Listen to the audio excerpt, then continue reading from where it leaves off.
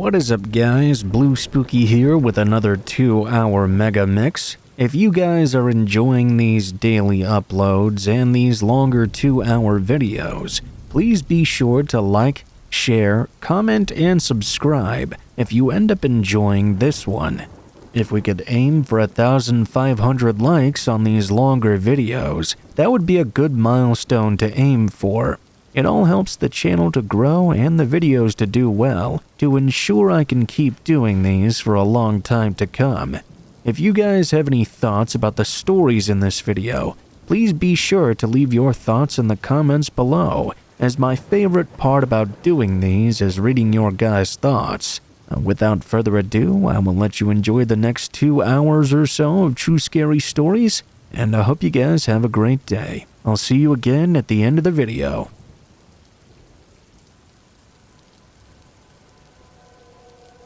I met my stalker when I was in middle school.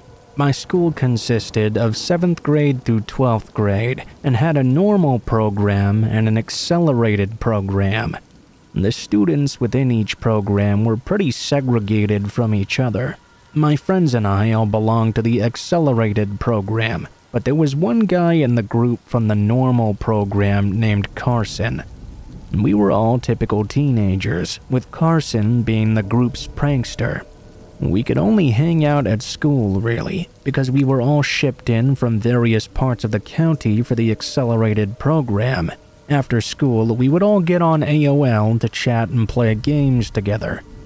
Online, we had even more friends, as we'd each invite our own local friends to chat with everyone. One day, Carson invited his friend Steve to join in. He was nice and contributed a lot to the conversation. We learned that Steve actually attended our school too, but he was in the normal program, and so had a different lunch period than the rest of us. We had almost no chance of crossing paths with each other. We insisted on meeting him in person, however, and scheduled for Steve to come to my locker to meet up with everyone before first period. The next morning, we waited, and Steve never came. My friend and I did have a short exchange with another kid though, Marco, which consisted of us telling him to go away. Marco had been Carson's satellite since the beginning of the year. Wherever Carson went, Marco would stand 10 to 15 feet away watching us all. We had tried to become friends with him, but he was simply too strange. He would do things like touch your face unexpectedly, or try to sneak up behind you and bite you. He'd tell you he wanted to see you inside out. His list of strange behaviors was a mile long. A few days after Steve failed to come meet with us, it came to light that Steve was actually Marco, and the whole thing was one of Carson's pranks. Considering Marco had been a pleasant addition to the chat as Steve though, we gave him another chance to join the real group as well. Besides Carson though, I was the only person that really gave Marco a chance. He still did all the weird things he had always been doing, but now it was more apparent it was more of an act to get attention for being the weird guy than anything really malicious. Marco was being abused at home by his mom's boyfriend. He rarely saw his mother because she worked so damn much. Marco became the poster child for bad attention is still attention because of this. Still, my other friends wanted him out of the group. I repeatedly found myself arguing his case to let him stay. Once I caught an older student beating Marco up, a boy that lived on my street. Being much larger than either of us, he was literally picking Marco up and slamming him around while calling him a freak. Knowing the bully and his mother, I did what was my signature move at the time and kicked him in the balls while threatening to tell his mom on him about how he was treating me and my friends. I believe this was the catalyst for years of torment, as Marco instead became my satellite after that day. At school, Marco followed me any chance he got. At home, he would message me non-stop, typically in private chats, as my other friends no longer wanted anything to do with him. I felt a bit bad. He was a sweet kid besides his weird attention-seeking stunts, and no one should have to go through life with no friends. Eventually, Marco asked me out, which I politely declined. He was my friend, but he was not the type of guy I would ever be interested in dating. He was persistent though, begging me to give him a chance. Over and over again, I would have to tell him no. One day, his approach suddenly changed. "You will go out with me, or I'll show your mom all of our chat logs." There was nothing especially bad in there. I wasn't drinking or doing drugs or anything bad. I was pretty depressed at the time though, and sometimes talked about wanting to hurt myself. If my parents saw any of that, I could effectively kiss my freedom and privacy goodbye. I tried to bluff him, telling him good luck with any attempts to convince my parents to believe him over me. That actually seemed to work. I was not very impressed with the stunt either, and stopped talking to him soon after. A few weeks went by and Marco came crawling back begging for forgiveness. Eventually I caved in, allowing him back into the group with me. At first he was well behaved again, but he slowly started pestering me to be his girlfriend once more.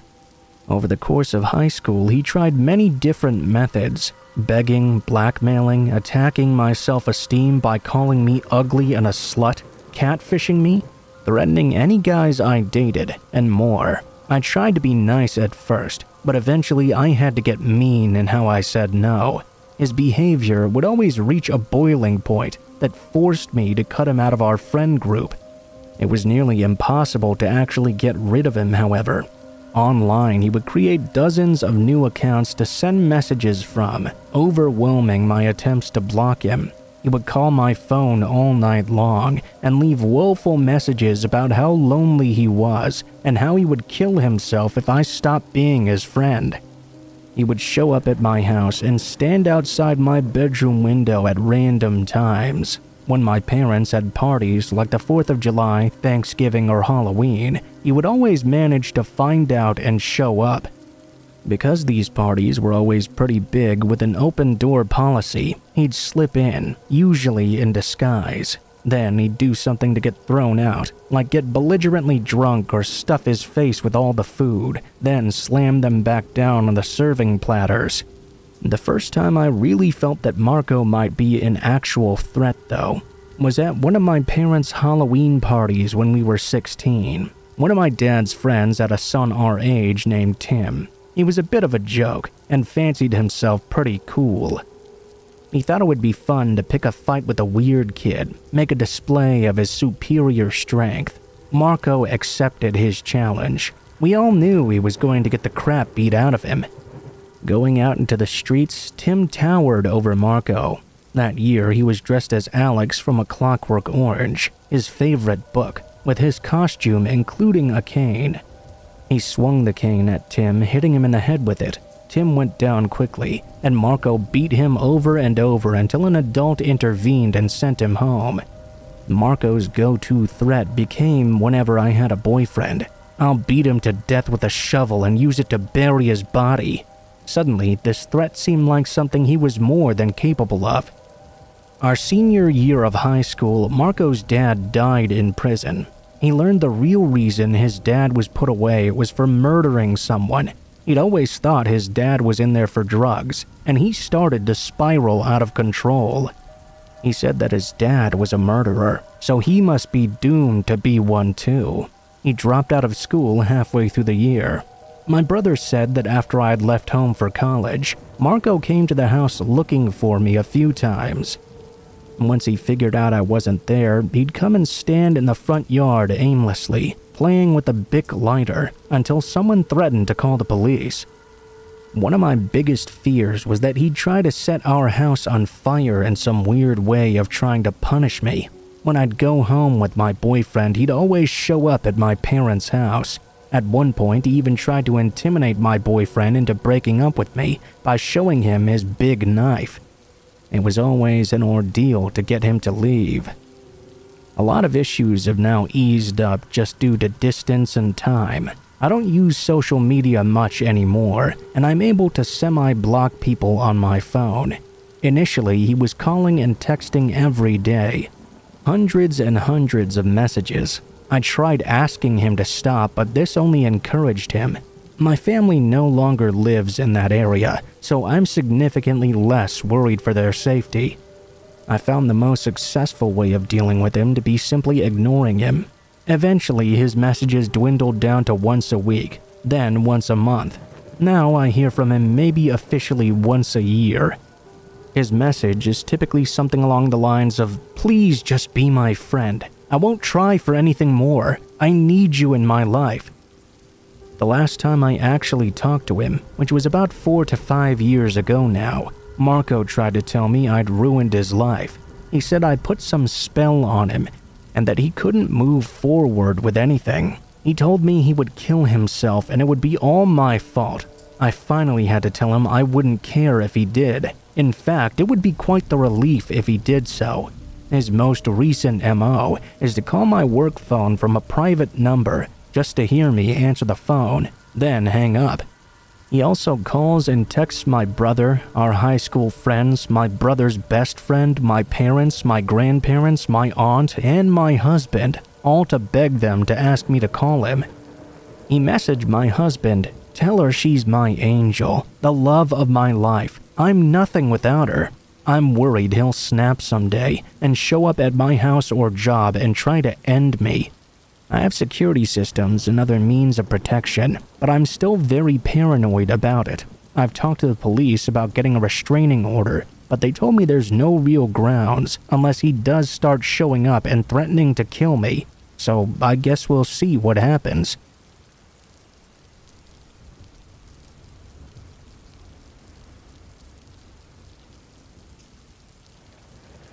This story is not as shocking or traumatic as some of the ones you might have heard before, perhaps. But when it was happening to me, I was extremely upset and unnerved by it. This happened many years ago. I was newly single and looking for a way to meet new people, so I thought I would try my luck at online dating. I created a profile and went about speaking to some men online. I even met up for a few coffee dates or lunch. My initial nervousness at the prospect of meeting strangers online for possible romance was calmed down somewhat. I learned that there were actually quite a lot of nice guys out there just looking for the same companionship I was. I started to become more optimistic. In the past, I had this habit of dating men that were non-commitment types. I realized that I was ready to try and find somebody that wanted something a little more serious. I made a big mistake, though. In formulating this goal, I had largely blamed myself for my failed past relationships, reasoning that perhaps I had somehow unconsciously chosen a partner who was not ready for commitment. I decided I should try and be more open to nice, sincere men who seemed ready for the kind of relationship I was ready for. In doing so, I ended up ignoring the gut instincts I had always followed, and that came back to bite me. This is where Mark enters the scene. Mark worked in banking and was divorced with one child. He was fairly good-looking, articulate, and we shared many interests. We began chatting online. This progressed to phone calls after a couple of days, and finally the idea arose to meet for coffee.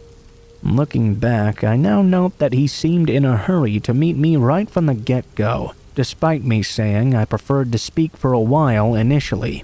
We decided on a possible date, general location, and general time, but nothing was truly confirmed. I recall at the time I was actually fairly busy, and as we began to get closer to the date, I felt like I was going to be too busy to meet up with anyone. In the days leading up, without a location or exact time set, I didn't get back to him. I ended up getting tied up with other things, and didn't know when I'd be free. I hadn't spoken to him in several days by this point.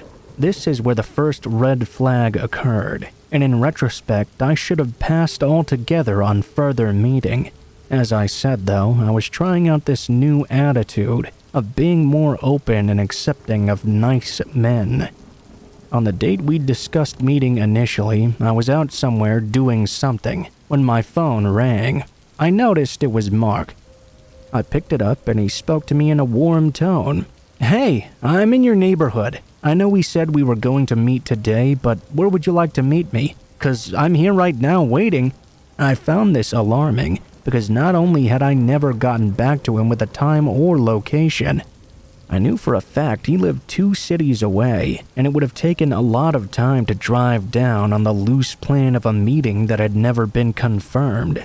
Again, I told myself, this man must really want to meet you. That shows he's sincere, I guess. Enjoy this for a change. Against my gut instinct, I told him I would simply meet him on a different day, and we agreed on a concrete date and time instead. When the date arrived, it went surprisingly well. He was just as good looking in real life. We had good conversations, and he was very nice. We started seeing each other. He was all about romantic gestures, paying attention to me, calling me, generally just being kind and sweet every day. He always seemed to want to spend time with me, and I told myself that this is what I had been missing for a long time. I tried my best to appreciate the gestures and attention as something positive, even though I wasn't really used to this much. It did feel a little strange as well, because I didn't know him that well. He would do things like show up unannounced with flowers to my work, only a short time after meeting each other in person. He was very touchy and feely, something I wasn't used to, and he did it in an off-putting way. I was uncomfortable with his constant touching and rubbing of me all over the place, generally suffocating me with his presence even while we were in public. I recall one time telling him that I was going downtown with a group of girlfriends for a birthday celebration, and he insisted we should go out for a drink alone beforehand. I said that was not really necessary, because I only had an hour or so to spend prior to going out with them. The drive for him to get there was already an hour or more. This would be an extreme amount of trouble to go through just to see me for a short period of time, but he insisted that even a single hour would be worth it. When he arrived, I met him at a local pub. We had a drink, and then he laughed and joked that he should just come downtown with me and my girlfriends. I told him no. That was really weird. He wasn't invited, and that was not what we had discussed. He went home dejected, and that was the first time I felt a little bit off about him. Things went on, though, and I spent the night at his house after about 3 weeks. I told him I had plans the next day, and I would have to get going at about 10 a.m. or so. When I went to leave the next morning, though, he got very distressed and kept insisting I should stay because it was such a beautiful day. It was such a real shame I was leaving because there were so many wonderful things we should do together. He blocked me in. I should also mention that for the past week or so, he'd been insisting he loved me and would tell me multiple times a day. I didn't reciprocate because I wasn't ready for that yet. When I went to leave out the front door, he wrapped himself in front of me in the doorway and kissed me over and over, repeating the words, "I love you. You're everything I want in a woman," like a robot. I got really grossed out at the way he was behaving. I shoved him out of the way and left very irritated, although I didn't say anything, as I really did need to get going. I decided before I was even out of his driveway that I was never going to meet up with him again. Over the next day or two, I thought about how I would let him down and talked it over with my friends. I kicked myself too for deliberately ignoring my gut. During this time, I responded to his relentless phone calls with polite texts to stall him until I was ready to come up with a response. Finally, I settled on what I felt was a compassionate but firm approach to letting him down. I spoke to him on the phone and explained I had come to the conclusion that I was not at a point in my life where I wanted this relationship whatsoever, with anyone, including him. That was a lie, of course, but I didn't want to hurt his feelings. He kept trying to question what he had gotten wrong, what he'd misunderstood, but I just kept repeating that nothing was wrong. I simply didn't want to date. I went with this approach out of a complete lack of interest in doing anything to enlighten him what a turn-off his behavior was. I already had enough responsibility in my life. I had no desire to add him to it. Since we'd only been seeing each other less than a month, I thought that would be the end of it. But boy was I wrong. I woke the following day to find a long, desperate email in my inbox.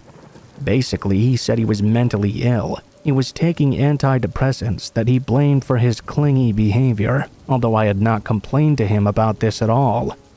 He ended by saying he would throw out all his medication, and therefore we should date again. The tone of the letter was very panicked and weird. I ignored it. Then the real onslaught began.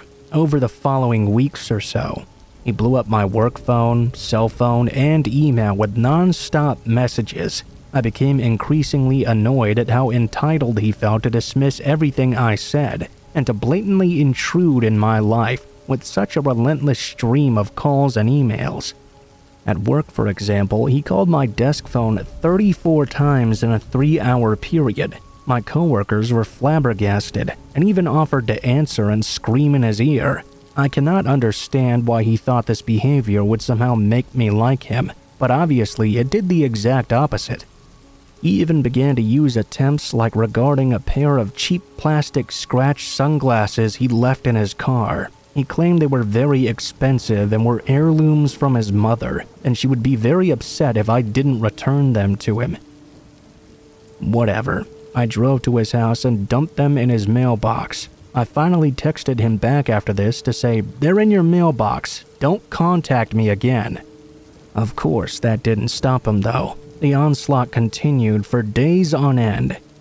He'd always exclaimed that I'd left something small, like a scarf or something at his house, and that he needed to return it to me.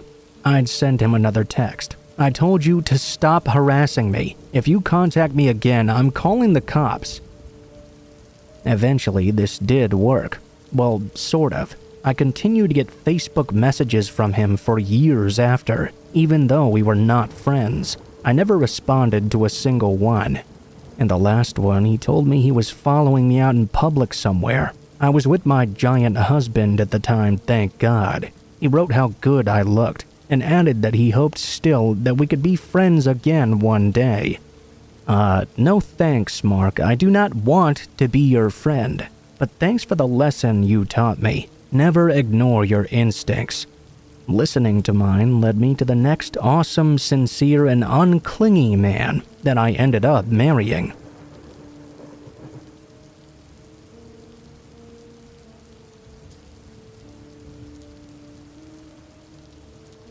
It started during Christmas break last year. A close friend of mine had an appointment for a pretty detailed tattoo, so she wanted me to come along with the boyfriend she had at the time, and his best friend Chuck.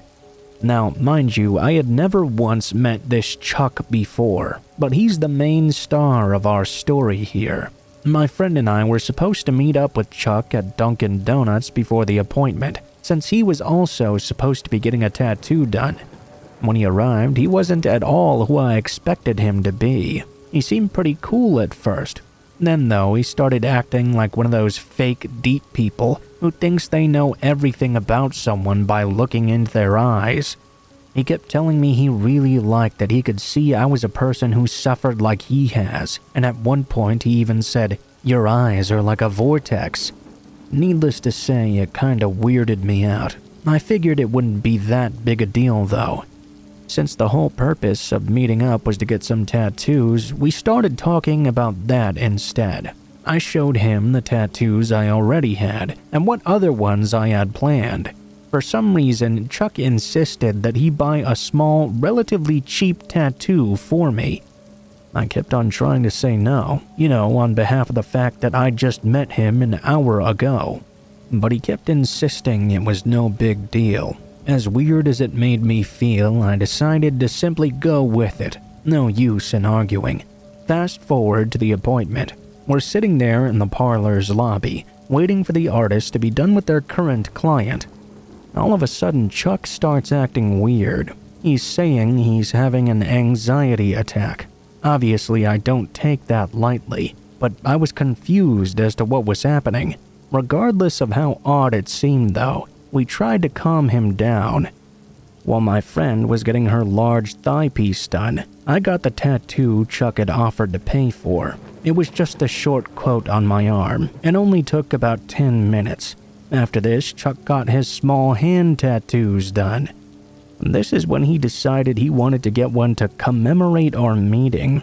I was really unsure about this. It was so weird. He was married, and I wasn't sure if his wife was a jealous person.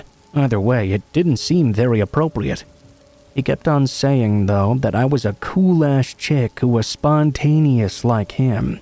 I can't remember exactly why, but the talk of my initials came up. He really liked that my initials were SSS. So this man, who I'd met just 2 hours before, decided to get that tattooed on the front of his wrist. I was very uncomfortable now. I wasn't sure what to do. My friend and her at-the-time boyfriend were too occupied doing their own things to say much, so I just kind of zoned out and went with it.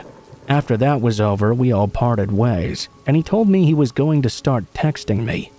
I thought he meant he would text me like 1 or twice after and disappear, but surprisingly, he tried to talk to me a whole lot. He was actually kind of a nuisance. I replied to him anyway, though, because I liked that he took me seriously, and I was insecure in that period of time. Things got more and more weird, though. He would constantly ask me if I wanted to go and watch movies with him and his wife. At one point, we ended up talking about my sexuality. He told me it was so cool with him because his wife was also bisexual. He kept on saying his wife wanted to meet me. It was getting more and more suggestive. As time went on, I started replying less because I was pretty sure he had some sort of weird fetish going on with me. And that's when shit hit the fan. One night, Chuck was drunk. He was actually pretending and decided to profess his love for me. He said he'd fallen in love with me the second he met me and was so overwhelmed with the feeling it caused him to have the anxiety attack I mentioned earlier. Of course, he was married, and I had no interest in him. I had never once led him on or even suggested I liked him. I hadn't even talked to him that much. He told me his marriage was falling apart. I texted the friend from earlier in the story, and she told me he was lying about everything. The next day while I'm in class, he texts me and told me he lied about everything himself. As you can imagine, I was livid. How fucked up was it to lie to me about things like that, especially saying his wife was cheating on him and stuff? He tried to tell me he'd never do anything like that again, but I wasn't having it. I'll admit I said some pretty brutal things to him, but it was well deserved. I decided my best decision was to block him. Afterwards, my friend would text me all the time, saying Chuck was harassing her to try to get through to me. At this point, both of us were done with his shit. He was causing a lot of issues. Even a few months after the incident, her boyfriend cut him off too, because he was starting to harass him as well. Even though it was nearly a year ago, I still wonder how he feels when he looks down at his wrist and sees my initials there.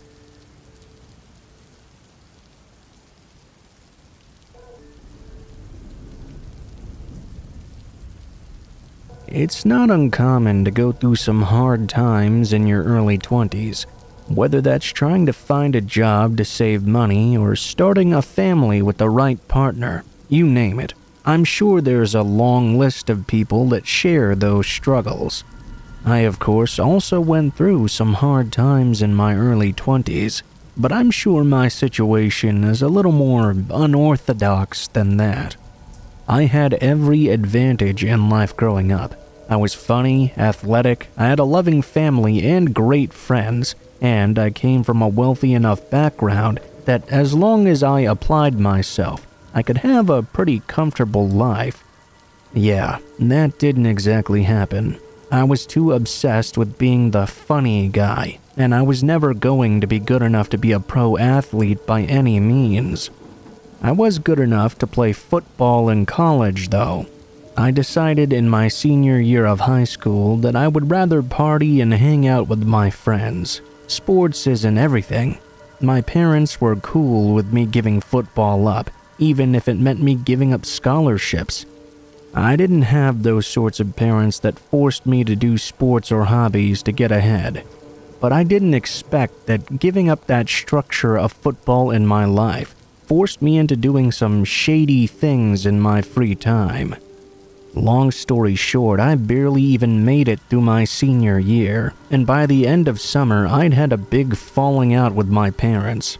I never went to college. Instead, I moved across to the East Coast for a few years, just being useless and offering nothing to society, really. Looking back, I was hanging out with questionable people at best, and doing things I'm not very proud of. I have yet to come to peace with it now, and I'm in my 30s. My parents lived in Pennsylvania. I started making my way back up north when I was 22 years old, in an attempt to kind of apologize and turn my life around finally. I had reached my breaking point and decided I couldn't be homeless anymore. I was starting to feel really sick, and I knew that something wasn't right on the inside. I hitchhiked a massive chunk of the journey, and when I reached Virginia, I started walking again. I didn't call my parents, though. I didn't think they ever wanted to see me or talk to me again. I also didn't have a phone or any way to reach them, really. My plan was just to show up on their doorstep and hope for the best. One night, I think I was still in Virginia. I was walking through this nice park. I'm not talking about those playground parks. This was a massive area of forest with all types of trails running through it. I bet during the day, under the right circumstances, this place was probably gorgeous. Tonight, though, the dark trails were quiet and desolate, and for the first time in a long time, I felt somewhat at peace. It was pitch black, but I didn't mind. I always liked the dark, especially since I had been homeless. I considered nightfall to be one of my best friends. I figured I would find a quiet place to lay down and get a relaxing night's sleep before the sun rose. Then I could continue my walk home. I was so exhausted that I fell asleep right away. I don't know how long I'd been sleeping when I was awoken slowly to the sound of whispering. One thing about being homeless is that you learn to kind of sleep with one eye open. I rolled to the side of the big tree I was leaning on and tried to focus in the darkness to see where the sounds were coming from. Well, I didn't need to be a detective to find the source. About 15 feet away from me was a group of men. I think there were 5 of them, but there may have been 1 or 2 more. They had flashlights and were shining them into the forest where I was laying. I heard one of the guys shout from the darkness, "He's over there! I know I saw a person sleeping." The light danced back and forth, and then the beam stopped directly on my face. The guy with the light shouted out, "Oh dude, he's right here!" I heard them continue to whisper and laugh. I didn't know what these guys wanted. As I stared back like some frightened animal, the man holding the light said in a confident voice, "It's okay, dude. Come on out. Why you sleeping out here in the woods?" For some reason, I felt safe about this and started making my way toward the group of guys. I told them I was homeless and trying to make my way back home. As I got closer, the guys were all eyeing me down. They seemed to be smiling, like they were greeting an old friend. One of the guys grabbed my arm and helped me over to some rocks to join them. As soon as I was face to face with the group, the guy with the light shouted, "Oh dude, you reek!" Another guy started to laugh uncontrollably. I started to feel kind of embarrassed. I was going to try and say something, but before I could even get any words out, the man with the flashlight struck me across my face with the light. I fell to the ground, holding my head in pain. I could hear the guy laughing and joking as they all started to kick me while I was down, screaming things like, "Get a job, deadbeat! Stop ruining our parks with your filth!" I gave up trying to fight back after a while and just let the beatdown continue. They stopped after a few minutes. As I was laying there, I could feel the ground spinning beneath me. These guys had done a real number on me. They started to talk among themselves about something completely unrelated, a girl from class or something. I couldn't believe they'd just beaten me so badly that I couldn't even see straight, and they were completely unfazed while talking about this girl. I tried to get up and make a run for it, but as soon as I got to my feet, I felt dizzy. The world started spinning as I tried to take a step. I must have looked real messed up, because the guys started to cackle right behind me. And through their hysterical laughter, one of the guys looked at me. Look at him trying to run. Look how stupid he looks. I'm not sure how far I made it before I felt an intense pain in the back of my head. Everything went completely black. I remember these passing moments, seeing the guys walking by and laughing.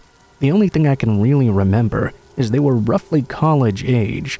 They had to be since they were talking about people in class. I think one of them had a Virginia University shirt on.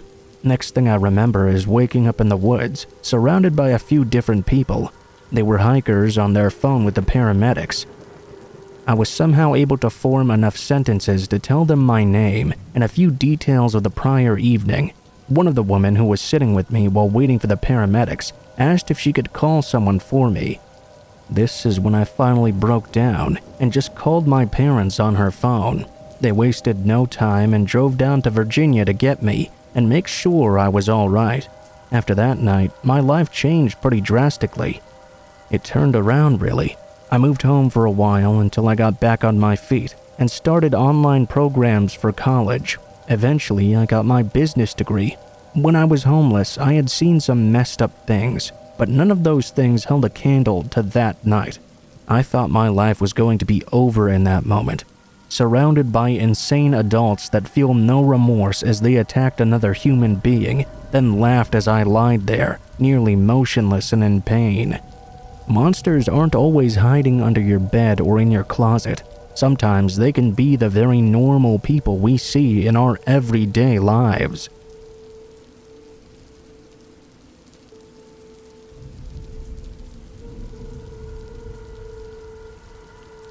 I've spent the better part of the last 4 years taking care of my sick grandfather. My grandmother died over 10 years ago, and unfortunately, my dad didn't have a good relationship with his father. It wasn't easy toward the end, but he ended up passing away a few months back. I took it much harder than the rest of the family, since I spent a lot more time with Grandpa. I guess it should have come as no surprise to me, though, that he left me his house in the will. The house was in pretty bad shape, though. For starters, it wasn't in a great area. My grandparents had built the house almost 70 years ago, when the area was nothing but forests and a few roads. Now, the house was in a busy area of the town. The neighborhood where the house sits is one of the most crime-ridden areas in my hometown. Add that to the fact the house hadn't had any updates or repairs in over a decade, and you have a house that's quite honestly not really wanted by anyone. I spoke to a realtor who told me they would be able to sell the house even though it was in a rough area. It was big, and she told me people would often buy houses in these areas to accommodate their entire families. She gave me a small list of things I needed to do first. Then we were going to list the house the following week. I tirelessly cleaned that house for days on end. In his older age, my grandpa had become a bit of a hoarder and had things everywhere. Not only that, but I just kind of felt depressed being there. I'd spent so much time there as a child, and even into adulthood. One night, I decided I was going to stay overnight and bang out the rest of my cleaning. My husband didn't stay, because he had to work in the morning. I was okay with that though, truthfully. I wanted to be here alone anyway, to come to peace with the fact my grandpa had moved on. I truly worked all night. When I finally looked back at the clock, it was almost 3:30 in the morning. I was shocked and felt good about the work I had done. I went into the living room, which was at the back of the house. I turned on a small desk lamp and started to read for a little while. I planned on reading until I got tired and fell asleep. I couldn't have been reading for longer than 5 minutes, though, when I started to hear a very strange noise. I did listen to it, but I didn't pay much attention to the noise at first. Eventually, though, it became much too hard to ignore. It sounded like movement. I tried to reason with my logic and tell myself it was either my old pipes or my imagination of my grandpa. He'd just passed away after all, and I really missed him. It was entirely possible I was subconsciously trying to convince myself this was a sign from him. I slowly made my way down the long and dark hallway and toward the noises. They were getting louder and louder. At this point, it was just too hard to ignore. When I got to the front door, I was standing right next to the basement door. Whatever this sound was, it was clearly coming from down in the basement. The basement of this house was sort of strange. From where I was standing in the kitchen, it was a long staircase down. In the back of the basement, though, you could just walk out the door. This is because my grandparents' house sits on a hill. I opened the basement door. The sounds were loud and echoing through the staircase. I don't know if it was just because I was sad or plain stupid, but my mind was telling me these noises were from my grandpa giving me some sort of sign from the afterlife. I slowly made my way down toward the basement. As I turned the corner, though, I saw two men digging through my grandpa's boxes. I quickly ran behind a stack of boxes and froze in place. The men had a flashlight, and I saw the beam of light fly toward my direction for just a moment, then go back to where it was before. I could hear them talking and shushing each other, but I couldn't make out any words. The only thing I did hear was a muffled voice. "Be quiet. You don't want to wake that old man." Whoever these guys were, they thought my grandpa was still alive. I was praying they would leave and not find me, hiding on the other side of the basement. I was too scared to make a run for it, and I didn't dare take two people on at once. My phone was upstairs, and my purse was in the kitchen. I figured my best course of action was to stay hidden and hope they didn't find me. A couple of minutes at least had passed, and the two guys ran off out the back door of the basement. I waited for a while after that moment before I moved. Once I decided it was safe, I ran upstairs, got my purse, and drove home. At this point, it was 4:45 in the morning, and my husband would be waking up for work soon. I came back frantically, and my husband woke up. I told him everything, and he called into work so he could stay with me for the day. We went over to my grandparents' house in the morning so we could look and see if the back door was damaged and if anything had been stolen. Most notably, the door was not broken. Whoever had gotten in through the basement had just walked right in. Admittedly, I hadn't been down there that much, so I didn't even bother to check if the other door had been locked prior. We looked at the boxes they were going through. They didn't have too much in them that I would consider valuable. It was newspapers, pictures, and some old knickknacks. I suppose they could have taken something valuable, but I don't even know. What could have been down there that was so valuable anyway? We did end up making an official report. When all was said and done, I didn't expect any answers. By the time it crossed my mind to call the police, I was already almost home, and figured by that point it was a waste of time. We eventually finished cleaning the house during the daytime hours, then sold it a couple of weeks later. I'll never forget that memory of seeing those two men standing in my grandpa's basement, rummaging through all his things.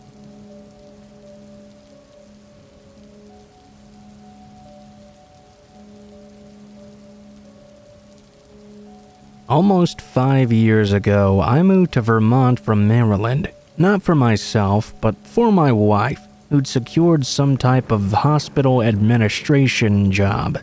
I don't really know the specifics of the job myself. All I know was the pay was outstanding enough that it made it worth moving, not to mention her new company paid for us to move. Back home in Maryland, I didn't have what you would call a great job. It wasn't bad either, though. It was enough to make a living off of. I was a manager of one of the local supermarkets in the area.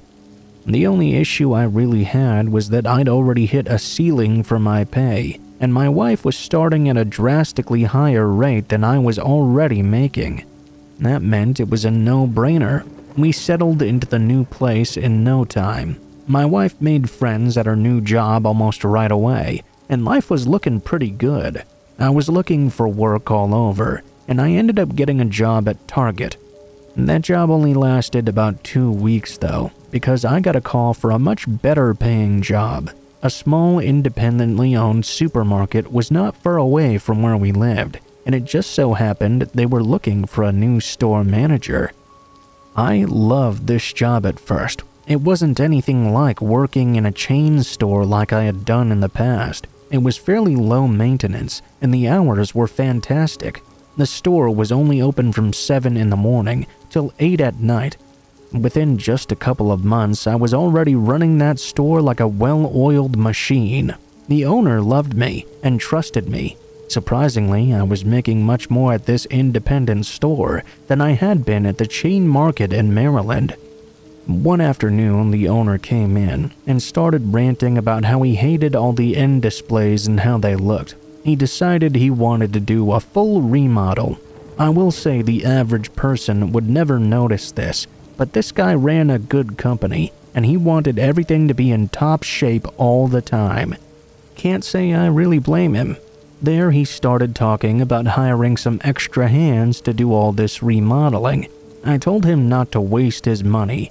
I suggested instead I come in overnight for a few days next week and knock out all that remodeling stuff he wanted myself. He agreed, and we locked it into the schedule for the next week. I scheduled myself and 3 other employees to work overnight Tuesday through Thursday. I figured having 8 hours overnight uninterrupted would be plenty enough time. Tuesday night came and went, and we made some good progress. I was looking forward to the rest of the shifts because we had a lot of fun that night. We just blasted our favorite music and went to town redoing displays, cleaning, and totally revamping one section of the store. Wednesday night started just like Tuesday. We were doing an awesome job. Sometime during the middle of the shift, though, one of the employees, a woman named Jade, came up to me. She looked like she had just seen a ghost. I asked her if she was okay. She shook her head and asked if we could talk in the office for a minute. When we got to the office, I asked her if she was okay again. She looked more concerned and angry at this point than scared and upset. In a low voice, as if she was trying to be quiet, she said, "When I was in the bathroom, someone came in and stood on the other side of the door. I yelled at them, and they just stood there like a full minute. Then they turned around and ran out the bathroom." I took in everything she just said. I understood her concerns. Jane was the only woman on my crew tonight, so whoever was in the bathroom with her obviously was not supposed to be there. Jade's a tough woman who doesn't take crap from anybody. She didn't want to tiptoe around this. She wanted to go out there point blank and ask who had gone and followed her into the women's restroom. So, one thing about working for an independent company is that sometimes you can handle things in more unconventional ways. I don't always agree with this, but sometimes it's easier to just get to the bottom of things. I confronted the other employees directly. They all denied it rather passionately. A minute later, Jade joined us in one of the aisles, and a big screaming match ensued. All of a sudden, though, Jade stopped yelling. We all looked at her confused, and noticed she was looking down at the shoes of the other employees. "I'm so sorry, I don't think it was any of you guys." The person standing there had these brown shoes and blue jeans. I could see the fade on the bottom from underneath the stall. I looked over, and all the other employees were wearing sneakers. We all went into the back room as one and made our way to the bathrooms. Located near the bathroom door was some back stock that had been knocked over. One of the boxes looked like it had a dent from a boot in it. I can't speak for everyone, but I felt a pit forming in my stomach. Right above the bathrooms was a storage area, almost like a loft or crawl space. I don't know if everyone else was having the exact same thoughts, but I was thinking that someone was hiding up there. It made sense to me. It was right above the woman's bathroom, and they would have had to climb on the back stock to get up there. I grabbed a ladder and went up to the storage area. It was a mess up there. All the holiday decorations, extra shelves, old promotional materials, you name it. It was all shoved up there. I got to the top and took a few steps around. I noticed some beer cans on the ground and empty boxes of cookies. I even saw an empty tray of ground beef. I was taking careful steps as I moved through the area, and then I saw him. Right there in the back corner of the loft was a man. He was just standing there, staring right back at me. What was the most horrifying was that he had been standing there the entire time, and I had just noticed him. His eyes were so bug-eyed wide, they looked like they were going to pop out of his head. His hair was wild, and he looked angry. I stood still at first, making eye contact and trying to decide what to do. I heard one of my coworkers yell from the bottom, "Hey, anything up there?" I yelled back to call the police right now. As I finished saying that, the man charged at me. Thankfully, it was such a mess up there that he tripped over something in the darkness and hit his head. He started rolling around in pain, and I started to yell. Two of my employees ran up there and helped me hold the man down as he started to recompose himself. He started to scream and squirm around, but my employees were pretty big. This man was not going anywhere. The cops thankfully showed up quickly as well. The owner showed up too, since I'd called him as soon as we had the guy held down. The cops arrested the man, and we were left with one wild story. We found out after the fact that the man had a knife on him, but he'd never pulled it out since he'd tripped. He used to work at the store apparently when he was 18 years old. He was in his 30s now, and sadly not really all there mentally anymore. I don't know what happened to him. The incident just happened recently, and when it was over, nobody really wanted to talk about it. For me, it was one of the craziest and scariest moments of my life though, being face to face with this man in the darkness. Even if I didn't get physically hurt, I still think about this all the time. Especially when I look up at the storage area. It's just scary to think about the fact that sometimes when you're supposed to be alone, you're really not.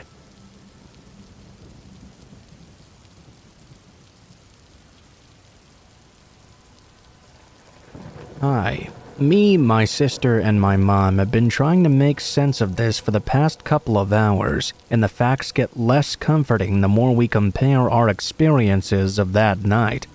So last Friday night, I, 17 and male, was home alone, while my whole family, besides my sister who's 21, who was at work at the time, stayed in their cabin a few kilometers away. I'm used to staying home alone, as this exact scenario is very common in the summertime, especially while I'm working and can't really travel to and from the cabin and back. I'm not usually super jumpy or afraid while home alone. I used to get a bit scared by the odd creaks and settling noises of our house, but I didn't get that way anymore. I was especially comforted by the fact my sister's dog was also in the house with me that night. Heck, most of those noises I could simply attribute to him, and if anything were to happen to me, he would act like a guard dog of sorts and alert me to any odd goings-on.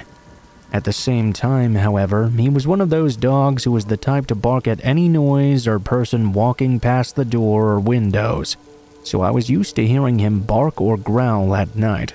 Even so, this past Friday, the sound of his barks at nearly 12 a.m. were disconcerting to say the least. Despite my comfort with staying home alone, I'm terrified of the premise of a break-in or some other uninvited human interaction at midnight. I let him bark for a few moments, telling myself it was just someone walking past our glass door in the adjacent alleyway or something, and he would quiet down once they passed by. Needless to say, since you're hearing this, that's not what happened. He kept on barking and growling for a few moments too long. I finally got out of bed. I sleep in the basement, by the way. I walked upstairs to check out what was going on. As I had expected, he was standing wide at alert right next to the glass door. I was comforted for a moment until I walked over, ready to close the curtains and go back to sleep. When I saw the door was open 2 or 3 inches, I froze. I had let the dog out earlier that night, but I knew I closed that door. I never left this door open. I'm a paranoid person with bad anxiety, especially concerning break-ins and the like, so I would never, home alone, forget to close the door. I'm 100% certain. At the time, I didn't let myself think about these facts or even acknowledge I could have not left the door open though, because I knew that would send me into a spiral, possibly even a panic attack, if I didn't just explain this away. I closed and locked the door, double-checking it was certainly locked this time. Using the flashlight on my phone, since all the lights were off, I looked around the entire second floor of my 3-floor house. I searched the closets, the beds, other reasonable hiding spots just to put my mind at ease, and upon finding nothing, I went back downstairs to my own room. As I was down there trying to push away all the fear, I could hear Bosco walking around on the floor that doubles as my bedroom's roof. I thought I was overthinking it when it started to sound like human footsteps accompanying Bosco's footsteps. He walked around for about 10 minutes before I put my earphones in and talked myself down until I could fall asleep. At 2 a.m. that same night, my sister came home from work. I woke up just a few minutes before this to Bosco down in the basement, which he never does, whining at my bedroom door. When I got up to let him out, my sister walked in. We let him out the front door rather than the glass patio door, letting him in the same way. Me and my sister talked for a while before I went back downstairs, and my sister went to the bathroom. I forgot all about the door incident from earlier, busy with work for the next few days, and forgot to mention it to anyone until tonight. My sister and mom were home with me for a movie night, while my dad and brothers were over at the cabin. I suddenly remembered the door situation when we were picking out horror movies to watch. I was sharing it as a creepy, almost humorous story before my sister spoke up. She said that night, the same night, an hour or so after they got home, they found the door was open again. The same door that I'd locked from the inside and not opened since earlier that night. My stomach dropped and I started shaking the second this was revealed. We first started trying to explain it away. Maybe my sister had let Bosco out as well and forgotten to close it until we both recalled we'd used the front door. Then we tried to justify a reason someone would break in and not steal anything, then proceed to stay a whole 2 hours before leaving. Ultimately, I realized it was quite possible I'd locked an intruder in the home with me and forced them to hide upstairs while I searched the second level of our house. This hypothetical person would have been trapped up there, knowing this house was not empty. There was a dog who would bark if they showed themselves again, alerting me to their presence. Then, when I was in the basement and my sister was in the bathroom, they must have ran out the glass door. They had to have timed it perfectly, found a way to open the door once more, much wider than when I'd found it, as though they were in a hurry on the way out. Perhaps they left it open the first time for a quick escape, or to stop the loud sound of it meeting the door frame, and hadn't expected me to close it on them. Either way, it ties together too perfectly for me to reasonably brush it off. I know it's unlikely, especially with nothing missing, but in this small town there have been many reports of break-ins with nothing missing, vandalizing, or just breaking and entering many times for no known reason. So it's not as unlikely as it may seem. I can't exactly make sense of this. I'm shaken up thinking of the possibility of someone being in my home while I was asleep and alone in the basement. There's a part of me that doesn't want to believe it. But I can't shake the many coincidences that tie it all together to make this as concerning as it is. I'm just glad my searching came up empty that night, and I didn't have to meet this person face to face.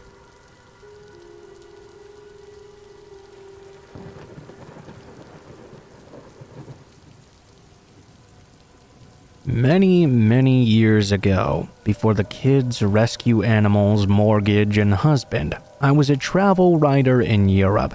I did most of my trips alone. This story is about the first time I visited Prague. I'd never been to Prague before, and the trip was last minute, so I had very little time to prepare. My travel partner had dumped me in another country, and I was determined to make the best out of this trip by visiting a place I'd never been to before. Upon arrival at the train station, I visited the accommodation office and asked for a hostel not too far from the center. In my early 20s, winging it like this was part of the fun. These days, I'm far less adventurous. The hostel they sent me to was a sprawling, crumbling, slate-gray Art Deco building on a nondescript street about a 10-minute walk from Stare Mesto. The inside was probably beautiful at one time, but by the time I'd checked in, it was full of shabby mismatched furniture and cheap stained carpets. Most of the light fixtures were broken, so the lobby was very dark and gloomy.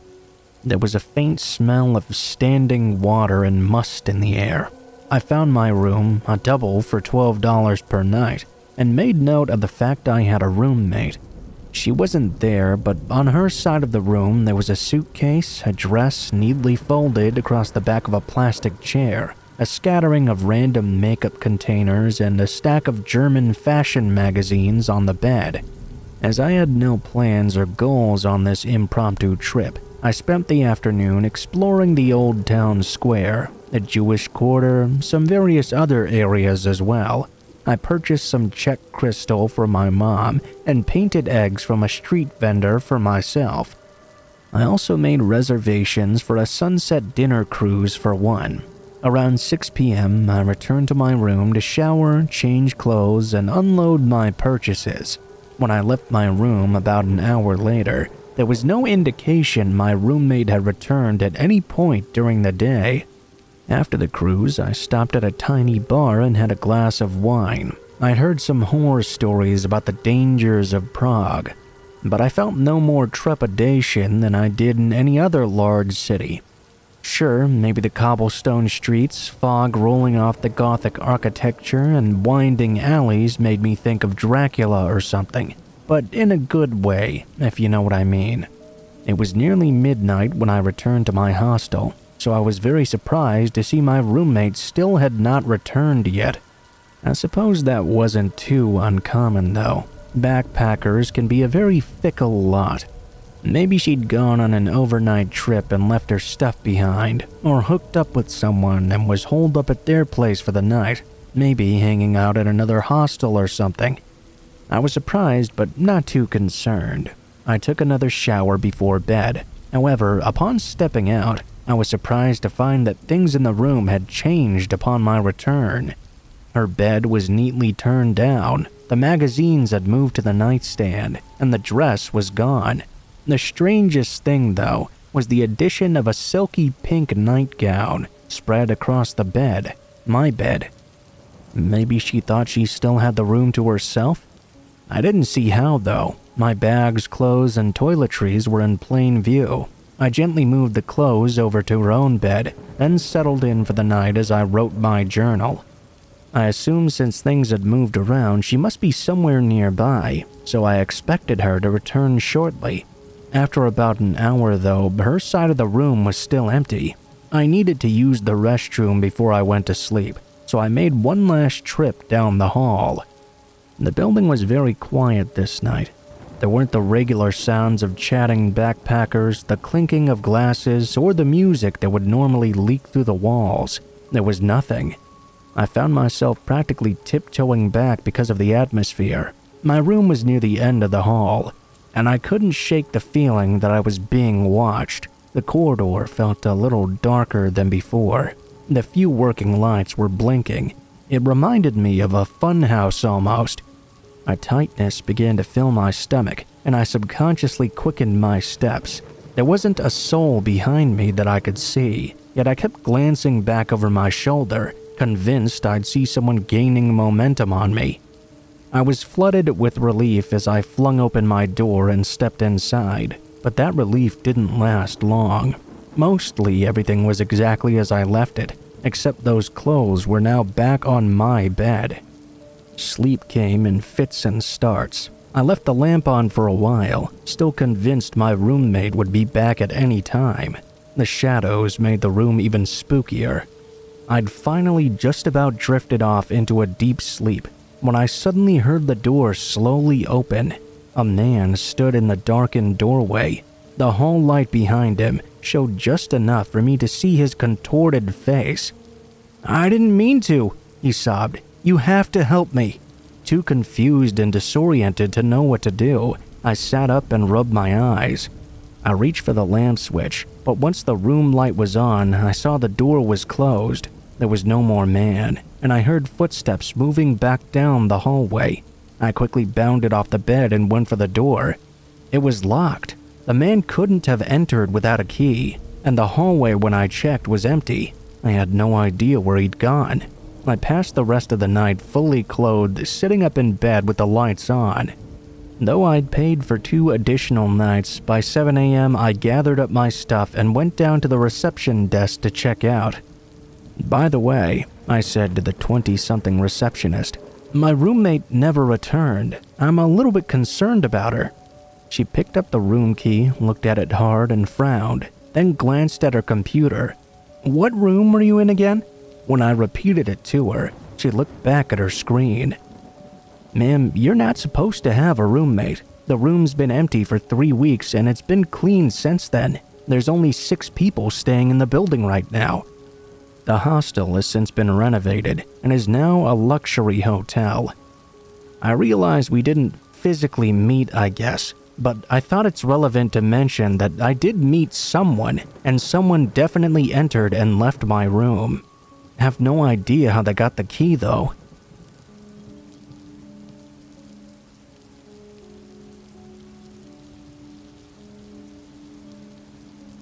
This happened years ago, but the thought of it still keeps me up at night.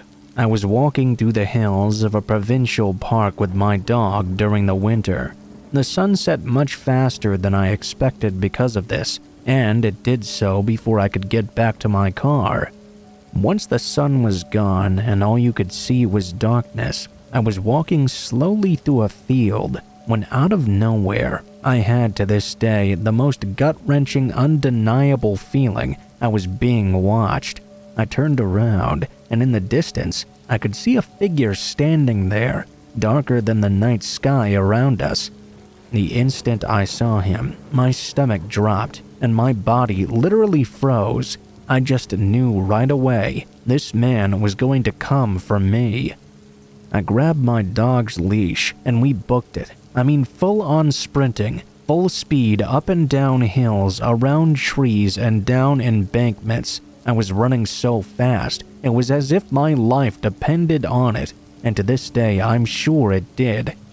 I made the 30 to 45-minute trip in only 10 minutes, and all that stood before me and my car was this switchback you had to go back and forth up if you wanted to reach the top.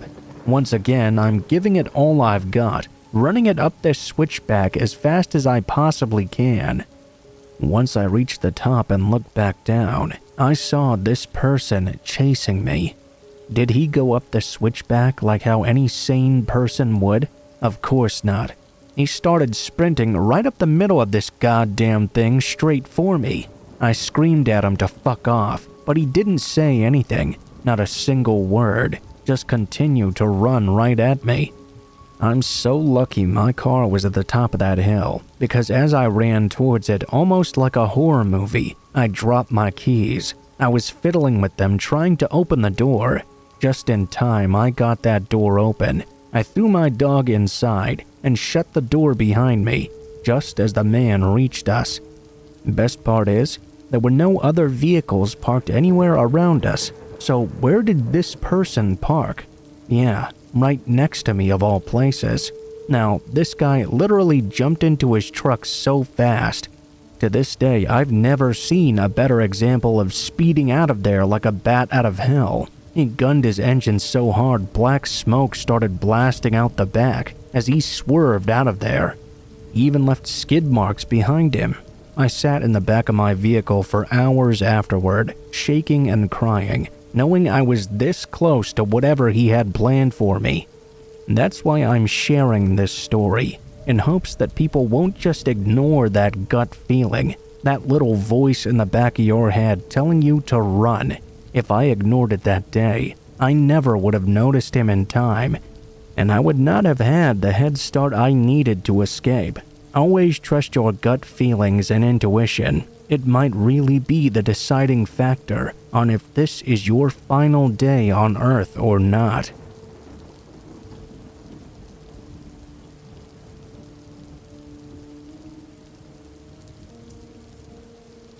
I've met a lot of sketchy people over the years. I used to run with a bad crowd, do drugs and the like, but for some reason, this one experience really sticks out to me. There was just something oddly cinematic about the whole thing, I suppose. I'll start by mentioning that I'm a 30-something woman living in a country-ish area in the west coast of the USA. It's a smaller town, but not so small it's completely isolated. It's just that there can be long stretches of land in between some of the homes. One of those stretches has a run-down but pretty swell deli that sells wine and other convenience store stuff. I'd been in there before during the day, and all around the people in there seemed really friendly. I'd never gotten a bad vibe off of any of them. Usually I'd grab my bag of chips or my deli selection or whatever and leave.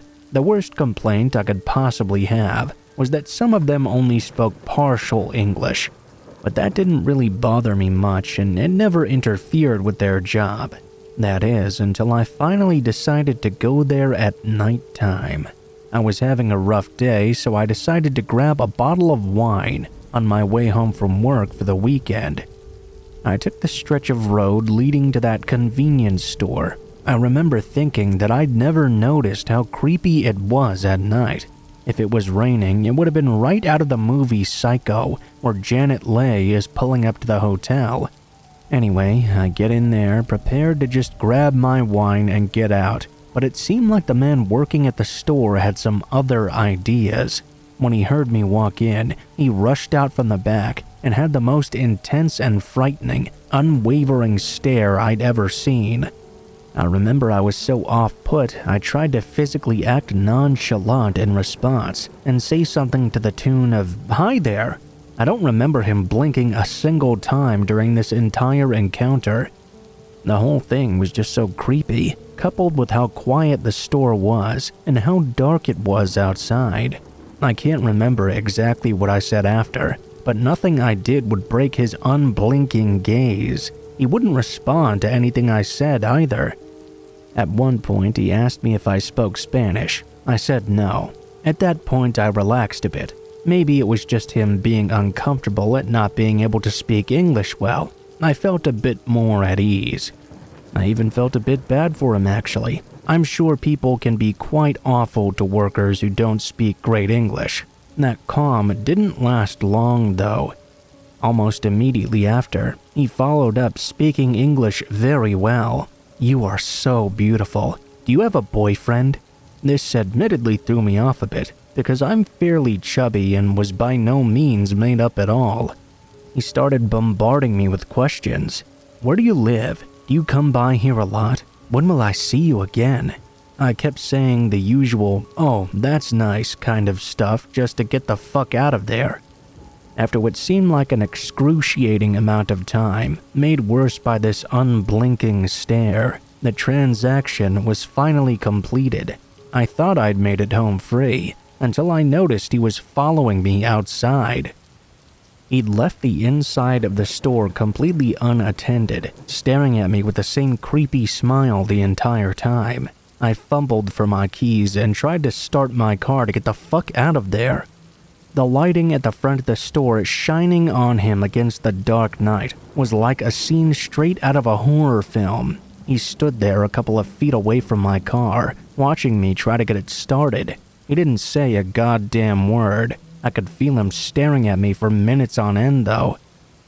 When I finally did back out of that driveway and onto the main road, I watched him in the rearview mirror as he followed me out into the center of the road, then stared at me the entire fucking way out until I hit the first curve and he disappeared out of sight. Friendly day crew or no friendly day crew, I never went back there again.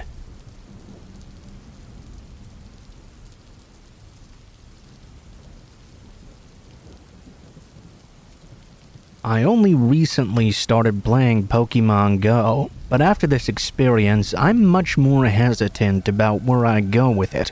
What I mean is, I used to drive and walk around everywhere, trying to locate all the poké stops I could and find all sorts of gym locations. For such an amazing game, there isn't really much player-to-player interaction, at least not just yet. That just makes this experience all the more surprising for me, though. I live in West Tennessee. For privacy reasons, I'd rather not say my exact city. I think I learned my lesson on caution this time. At the moment, around this place, it's maybe 10% town and 90% woods. It's the most beautiful place you'll ever see, especially during the fall. I've been here all my life, and I don't think I'll ever go anywhere else. Ever since I could first hold the Game Boy, I've been a huge Pokémon fan. I got Pokémon Red when it came out immediately. I just had to have the yellow version when it released too. I've owned at least one game for each generation. I think it was sometime in 2015 that I learned about the upcoming Pokémon Go and was insanely excited finding Pokémon in real life. What could go wrong? The other day when it released, I finally downloaded it, almost immediately as soon as it went live. I spent all day finding what nearby landmarks were Pokéstops, the local park, a fountain, and the university. There were dozens more like that, which is way more than I thought there would be, at least for my little town. It was extremely exciting, but being a sort of antisocial person, seeing all these other people gathering around these sordid locations made me very nervous. I tried to stay away if anyone else was there, for those exact same reasons. One day though, I spent a little bit of cash to get some Poké coins to buy Pokéballs. I planned on spending a few hours dedicated to catching as many different Pokémon as I could. You know, gathering up some stardust and candies. I had a couple of incenses as well. I decided to use those.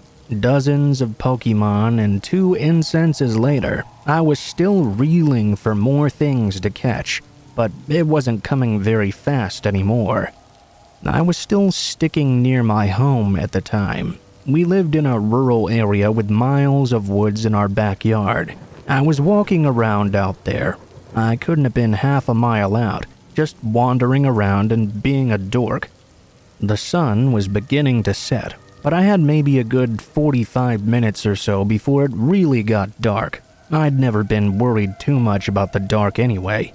It had been about 15 minutes since I had seen anything, and it was mostly low-level caterpies and metapods. That was about the time, though, that I saw a large patch of pink and purple on the app, just north of my location. It was about 30 or 40 yards away, and looked exactly like the incense you would use on yourself. I hadn't seen anything like this before on the game. I know there's a lot of stuff I hadn't tried yet, and items I had yet to use though. I was extremely nervous about going out this far just for Pokémon. For one, there were definitely no landmarks out here, so this couldn't have been something like that. If it wasn't that, then it must have been something another player put up. That would mean someone else was out there with me. I decided to stop being a wet noodle and investigate what was going on here. Maybe I'd end up with a new friend or maybe a few more Pokémon. The shadows of the trees were cast even further now, and a lot of the forest was starting to become dim.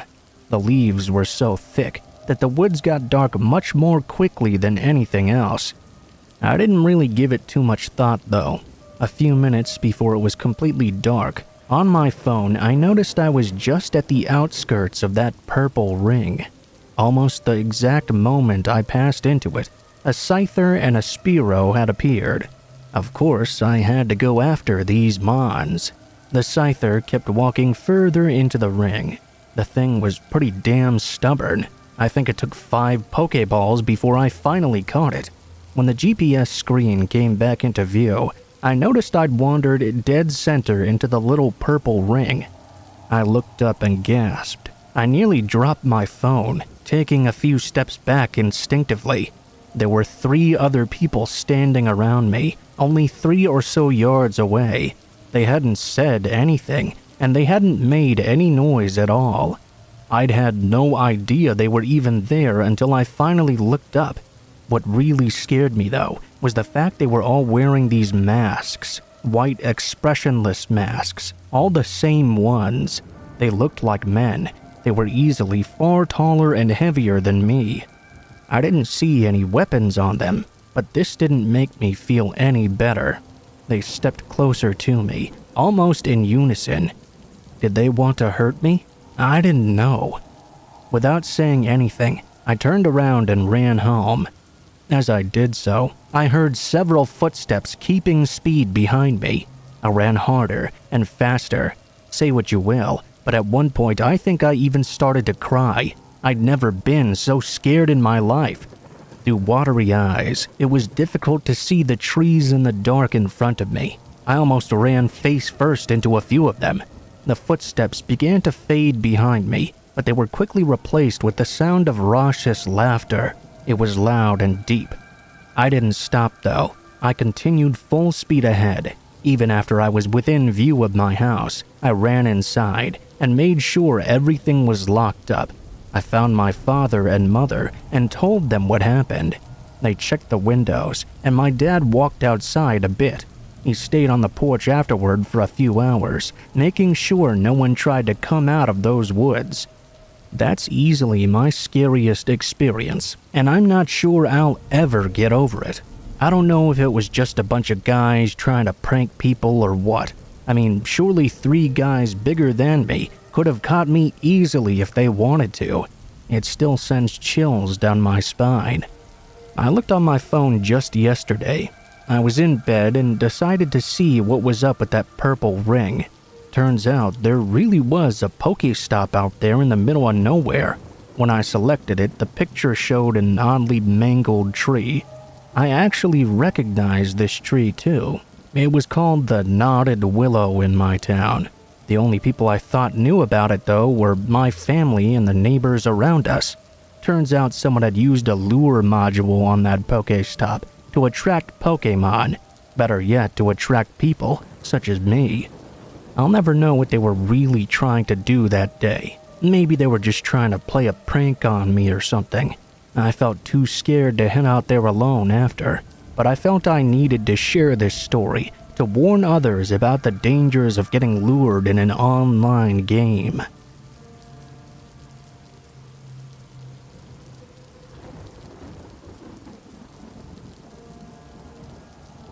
I'm what I would most certainly call a creep magnet. I get weirdos around me all the time. It's become a sort of joke I share with my friends and coworkers even, telling them of the many, oh so many creepers I've encountered in my time as a retail employee. I get all kinds of people in my store. I'm very well known for my bright attitude and overly chipper way of being, which has come to be liked by regulars and newcomers alike. It's also more than likely a contributing factor in why so many weirdos seem to crowd around me. That and my height. I'm a very short girl. I'm only 4'8", and I look even younger than my age of 21. I happen to be rather filled out for how young I look too, so add on another reason.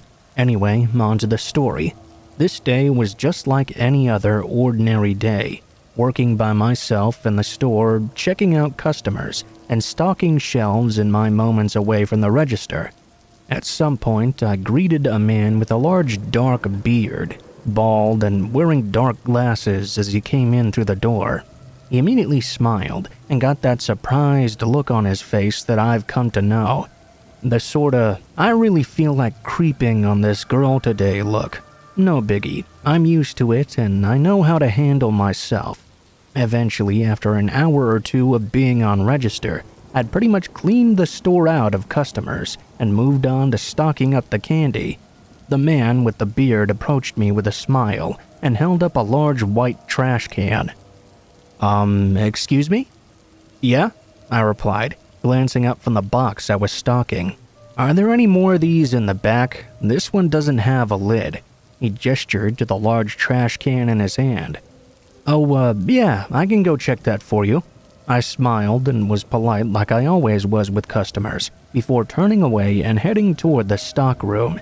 I noticed he was following behind me, but I didn't really give it much thought.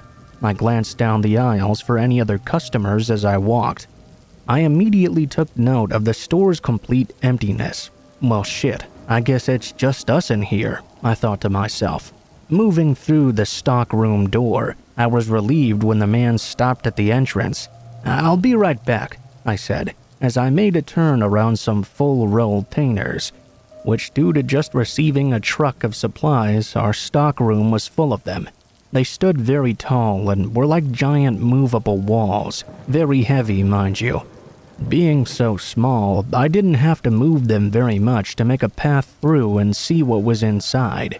After only a minute, I'd made myself a little path, having 3 heavy ones on my right and left, and in front of me as well.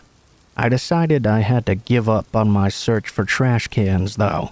Sighing, I went to turn around and inform the man of my defeat, only to find he was standing in my tiny path of walls.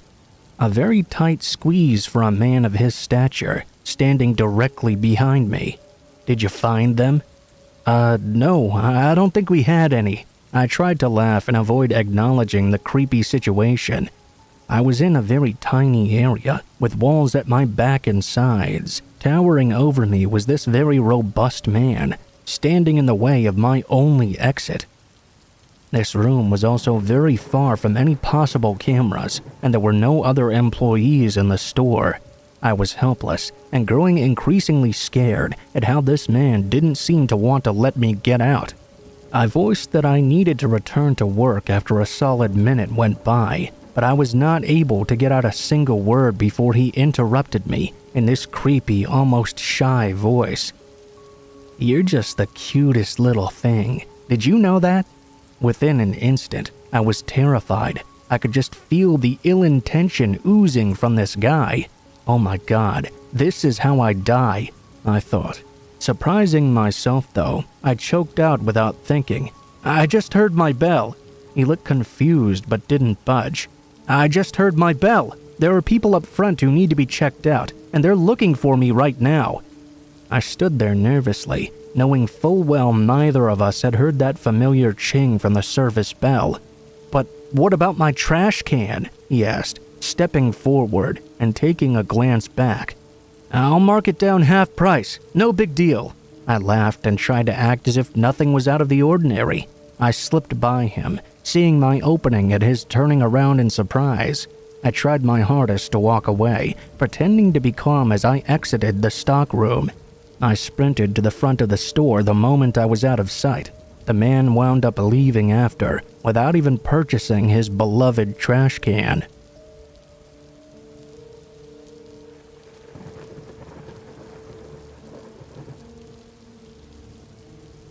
This experience may not be so much terrifying as it is just really creepy. Then again, it may not be anything at all but a simple glitch. Still, I'd like to share it, because it really piqued my curiosity. I'm a Pokémon Go addict. I'm talking all day, every day. If the phone isn't right in front of my face, it's tucked away in my pocket, and I'm waiting for something to come. Now, I live out in the hills of Missouri. There's no flat land as far as the eye can see. I guess somehow though, thanks to Verizon, I still get reception most places. My Pokémon Go habit is easily enabled because of this. Unfortunately, as you might imagine, there aren't very many poké stops around here. I mean, why would there be? All that's here is trees around for miles on end. Whenever I went to actual civilization, like into town, I'd be sure to hit as many as possible before I had to go back home to the middle of nowhere. Really though, I think it's just crazy that they can program any poké stops all the way out here. It's really amazing. Anyway, this happened during the weekend.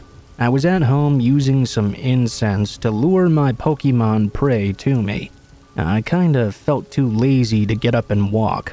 Ever since I started playing, there has not been one single Pokéstop appearing nearby while I was at home. So when I saw a Pokéstop appear about 200 yards away, I was surprised to say the least.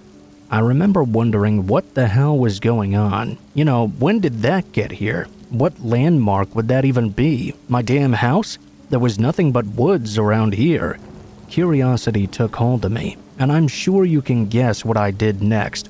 I threw on my shoes and stepped outside. I made my way toward this strange area. Of course, I tapped its icon on the screen, to see what picture it would show. You know, at least explain which landmark this might be referring to.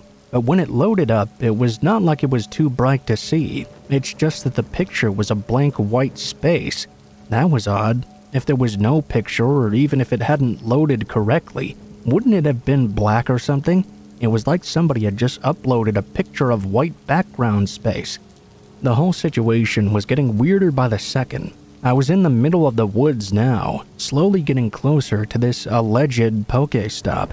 I kept clicking the dang thing, but the picture would never change. No text either. Eventually, my little ring around my avatar hit the area I was looking for. The Pokéstop activated, so I spun it. I may as well have tried to grab the atoms in the air. All that came out were empty bubbles and a single egg. Yes, empty bubbles. 2 of the exact same text appeared, saying I had received some garbled jumble of text. The egg, of course, was a regular egg, one of the 10-kilometer ones. Lucky enough, I thought at the time I just hoped it wasn't an Eevee. I stayed there for a moment, just expecting something to finally load on my phone. I mean, I had full reception out here, but this damn thing refused to budge. It didn't change even after a few minutes, so I decided to walk back. I was starting to get real creeped out. I also started to hear footsteps somewhere in the woods around me, starting to follow me. I quickly fled away from the area. A couple of days passed by, and I had walked at least 30 kilometers, but not even a tenth of a kilometer had registered on this weird egg. In fact, I had others in my inventory that had long since hatched, twice over at least. This egg from that creepy Pokéstop never even budged though. I'm still waiting to see if anything happens when it finally does. Maybe I'll update. To end on an even weirder note, that strange Pokéstop is gone now. I haven't seen it appear since either. I really hope it's just a glitch, but I don't know if someone hacked the app or what.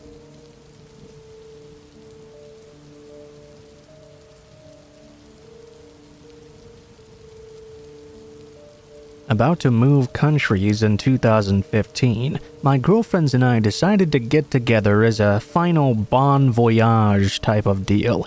We settled on our favorite pub, one we'd all frequented for the past 2 years. 5 of us managed to squeeze around a table and have a good laugh as we sipped on Chardonnay and kicked off the night with smiles and sentiment. We recalled fun stories, knowing that I wouldn't be seeing my friends again for years. 1 shot of fruity vodka later, my friend left the bar alone in order to get everyone another glass of Chardonnay. That drink now makes me gag just by hearing the name or tasting it today. I recall being a few sips in, maybe a quarter into my large glass, before I had no choice but to stop drinking. At the time, I only thought the alcohol hit me far faster than I was used to.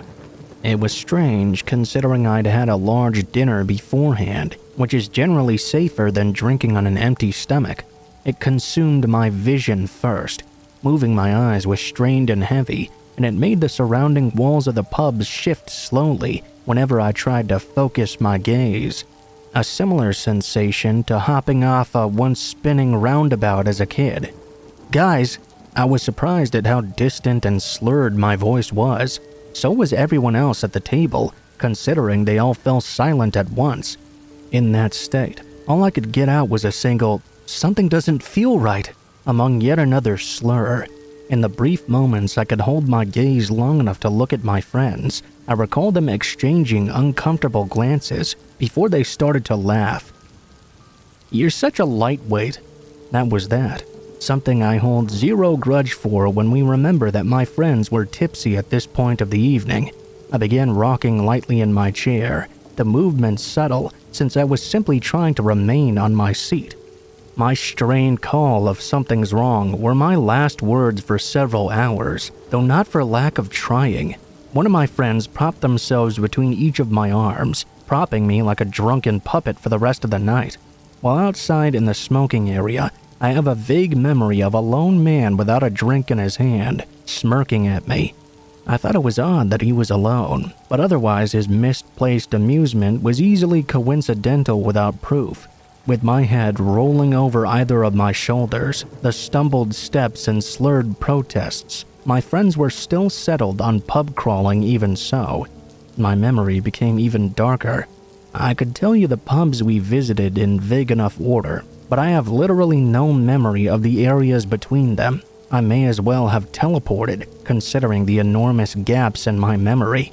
People laughed at me as I sat on a bar stool struggling to stay upright, eyes rolling back into my lids whenever I couldn't focus my vision. It was only when I tried to hold a glass of water and couldn't even manage, spilling some on my friend's knee, that she finally decided to take me home. "Something's wrong," I tried to say again, stumbling and falling onto the pavement. They all laughed and complained once again that I was a lightweight. I woke up in my girlfriend's bed with vomit in my hair that I didn't even remember expelling. She asked me to leave her home in the morning, probably because I'd vomited in her bedroom. Nearly falling down the staircase multiple times, I managed to barely leave her place and walk down the dark, empty street all on my own. I fell down again in the pathway and simply passed out there. Somehow, I managed to get up once more after a while, though, and make it through the front door.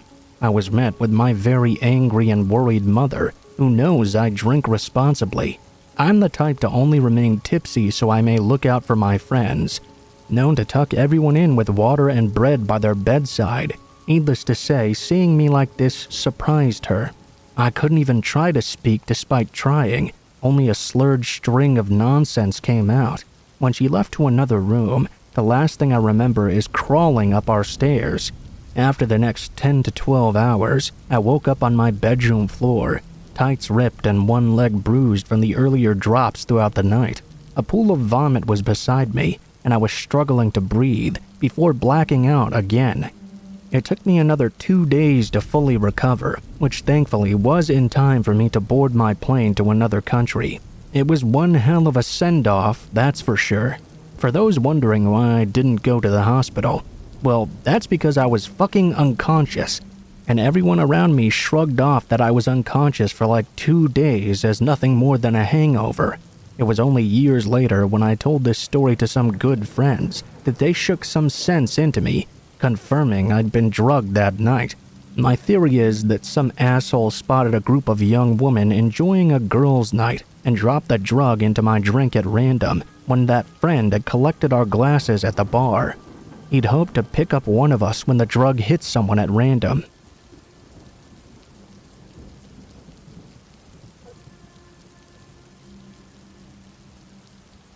I started work as a mailman a few months ago, and just last week I had an extremely bad experience. There's this one house that every time I deliver there, I always see a person watching me through their front window, and I mean every single time too. I had always just chalked this up to maybe an elderly person who had nothing better to do or something. After a while of it happening every single time, it didn't freak me out nearly as much anymore. One day, though, I had to finish delivering mail on another carrier's route. They'd had an emergency and had to stop early for some reason. When I was finished with theirs, I had to finish my own as well. As I made it to the particular house where that person would watch me every single day, I saw they were not there at the window this time. This kinda made me happy actually, but it also creeped me out a bit. It meant the person always knew about what time I would normally be there and specifically looked out the window at that exact time to see me. I dropped the mail into their slot and continued on. I still had 3 more houses before I had to return to my truck and grab all the mail for the next street over. When I'd finally finished delivering those letters, I went back to the truck to grab the rest.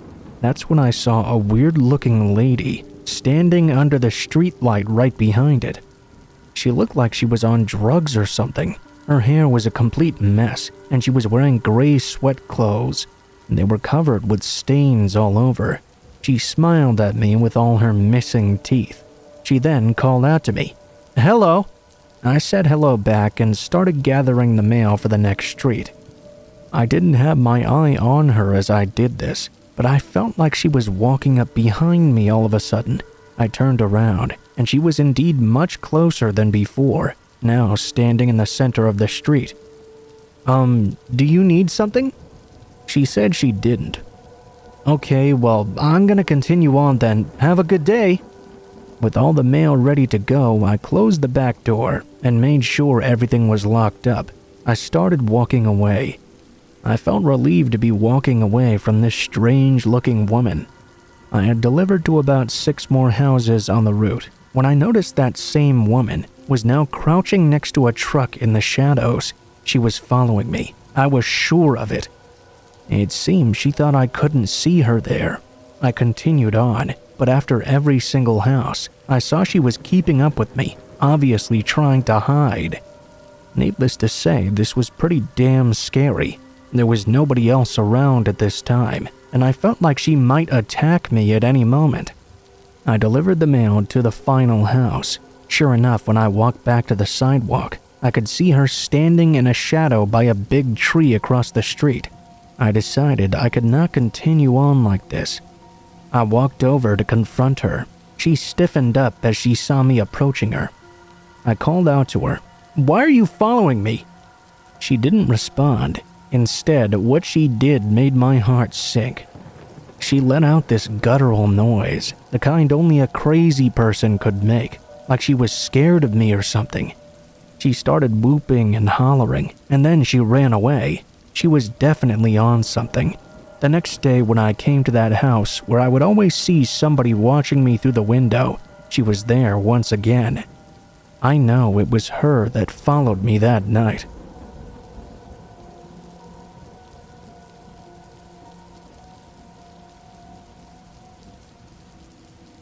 I'm a United States Postal Service carrier. Something very weird and creepy happened to me a few weeks ago on my route. I've been carrying mail for about 4 years now, and have had the same route for about 2 of those.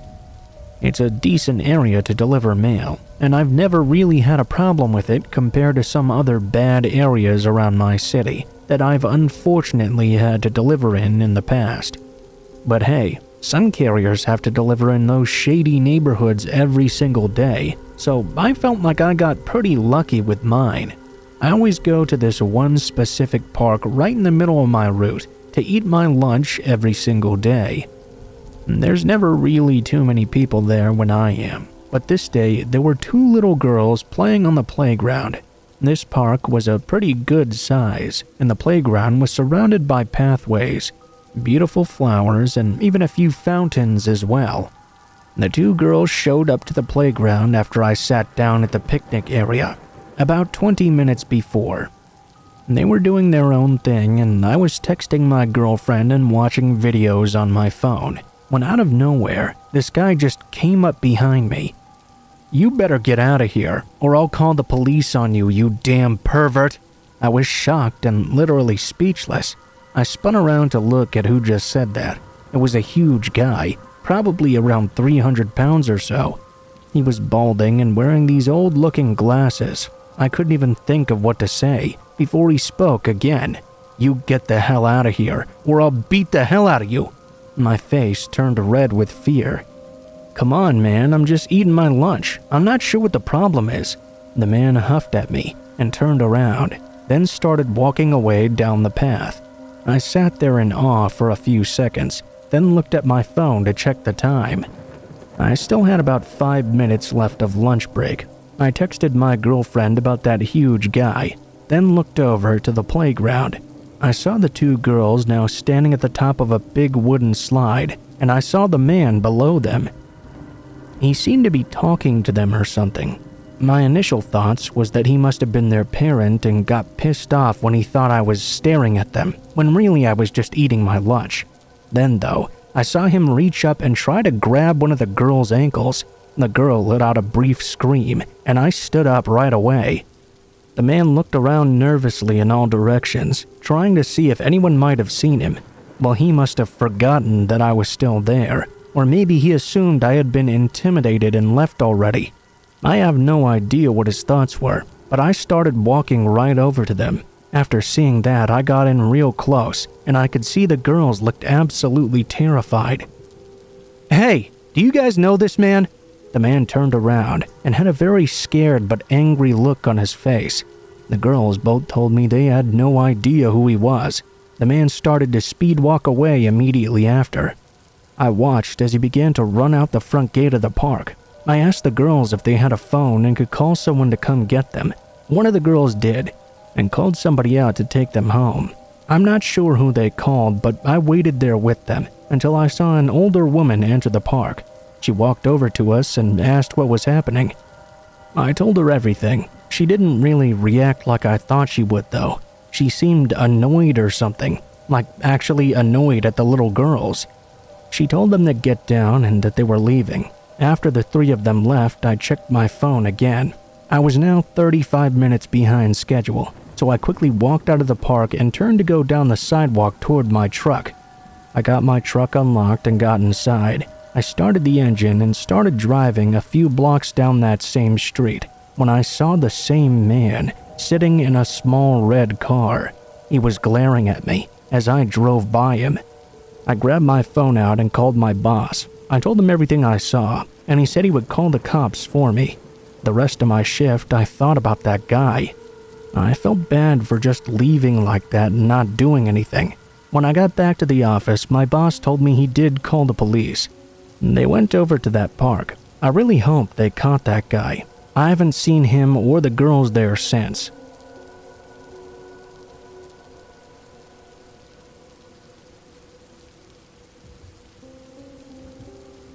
First, I'd like to start off this story by saying I'm a relatively open-minded individual.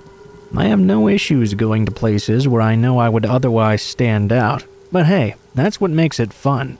I like to surround myself with people who don't all look and act like me. It keeps things interesting and ensures there's always a new thing for me to try or a new place to visit. You know, I'm kind of a thrill seeker. And because of this, when I found myself going to a gay bar with my friend Eli, I figured all I was in for was a night of fun and partying. That's not exactly what I ended up getting, though. I'm currently 29, but this took place around 2017 or so. Back then, I was a mostly careless guy when it came to ensuring my own safety in sketchy situations. I just like to have fun, and if I'm sometimes getting hurt, that's a fair price to pay for a good time. The worst thing that ever happened to me on a wild night out was a broken wrist, but even then I just laughed it off and didn't take it too seriously. My motto's always been, never be afraid of life. Eli picked me up from my apartment in Santa Monica, California, and we started that god-awful drive to West Hollywood and his favorite gay bar. I'm not gay myself, but Eli is, and I figured anywhere he'd like to go had to be a good time. He certainly knew how to party. We found a place to park a few blocks away and started walking toward the bar, both excited for a fun night ahead of us. We had to wait in line for about an hour, but when we finally got inside, it was even better than I had imagined. There were people of all shapes and sizes and the coolest outfits, all dancing with one another. The drinks looked amazing, and everyone was clearly having a good time. I found my way to the dance floor with Eli, and we showed off our horrible moves for everyone to see. The vibe was simply incredible. I asked myself why it had taken me so long to go to a gay bar when they seemed so much fun. I sat down and ordered a beer. As I tried to catch my breath from dancing, an older man in his late 50s sat down next to me. He asked me if it was my first time in a bar like this. I was confused as to how he might know that. He must have picked up on my confusion, because he then said this. "Oh, you know, Eli comes here all the time, and I've never seen you before, so I just kinda assumed." I remember awkwardly laughing, confirming his suspicions.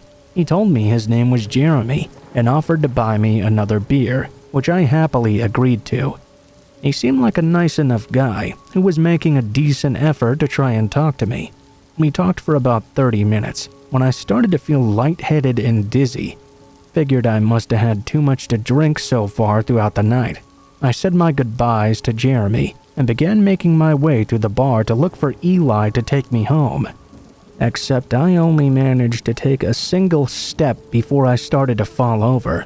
Jeremy put his arm around me to hold me up and told me he'd seen Eli had left only 15 minutes before. He could still give me a ride home though, no problem. I started feeling a little worried now, but Jeremy had been nothing but nice to me. I told him that would be great, so long as I could get a hold of Eli first to make sure he was okay and tell him who I was leaving with. Jeremy agreed and began to help me outside, basically having to carry my body. I got more and more numb with each step I took. When we got outside, I realized soon enough I was no longer able to walk, and my speech had become completely slurred. I was even starting to black out. This is when I began to panic. I knew this was not from drinking too much. This was a real problem. I looked over at Jeremy, who now only seemed focused on getting me to his van across the lot. At some point, I remember even feeling my feet skid across the pavement, while Jeremy dragged me across the asphalt. I tried reaching for my phone in my pocket, but when I looked down toward my hand, it wasn't even moving. My thoughts started to become foggy. Then I heard a voice come from behind us. "Hey man, is he okay? He doesn't look too good."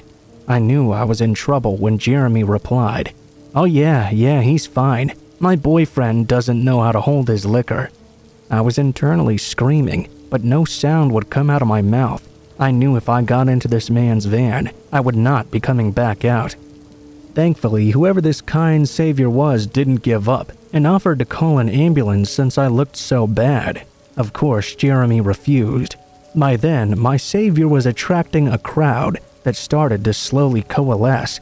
They forced Jeremy to lay me down, and then everything went completely black. The next thing I remember is being in the back of an ambulance with Eli asking me what happened and how I got in such a bad state and still managed to get outside. Apparently, when the ambulance and officers arrived, Jeremy was nowhere to be found. Eli had never left the bar. I genuinely believe the only reason I'm still able to tell this story here and now is because of that unknown man who had the courage to speak up on my behalf. It turns out Jeremy had spiked the beer he ordered for me with Rohypnol, probably the most well-known roofie, and I carelessly accepted it from him. I filed a police report, and this Jeremy, or whatever his name actually was, has never been seen since. I'm scared for all the people out there who might be victimized by his cruelty and lack of human decency. I asked Eli how he even knew him, and he told me Jeremy had only asked his name minutes before taking a seat with me. Everything he did was calculated, and he did it with such ease while acting completely calm too. I haven't let this discourage me from going back to that bar, and I don't want to let it discourage anyone else either. I do want to warn anyone out there who takes their life and safety for granted though. Don't do that. You never know how quickly you can find yourself in a situation where you have no control over what happens to you. Please be careful.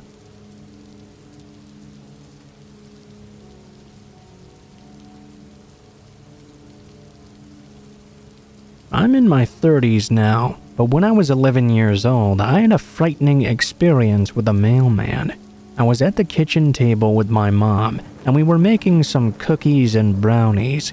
We were mixing things up, and my mom said she didn't have enough eggs for what we were making.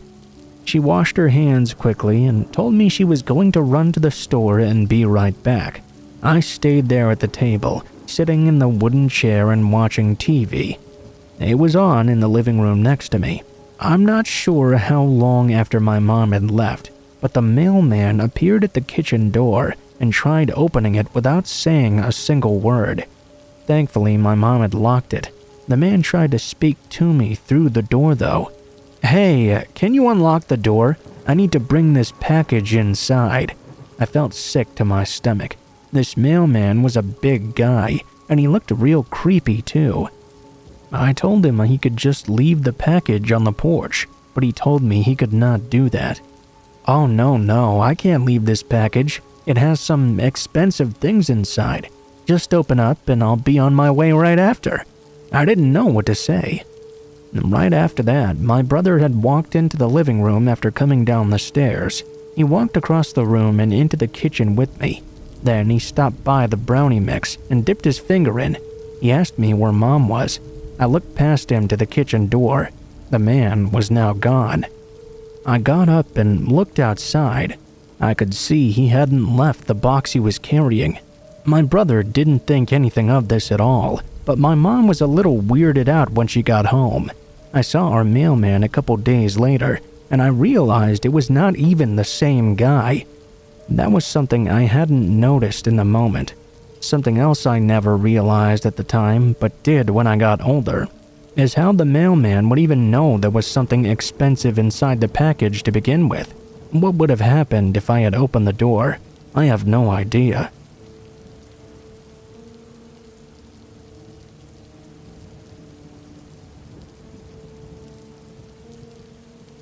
Okay, so a little background. This happened around 7 years ago, when I was 13 years old. My mom had just gotten married, maybe 2 years before, to my now stepdad Greg, who also had a daughter. We'll call her Lucy. She was 9 when my mom and Greg got married. We moved into a pretty big neighborhood. It had a pool and various playgrounds, and they were fairly close to the house as well. And because of this, one day, I believe it was a Saturday to be exact, Lucy wanted to go down to the playground to play. I agreed to take her with me. I got my bike and Lucy rode on the handlebars, occasionally getting off and walking beside me. This took us about 10 to 15 minutes to get there. We weren't very far away from the house at all.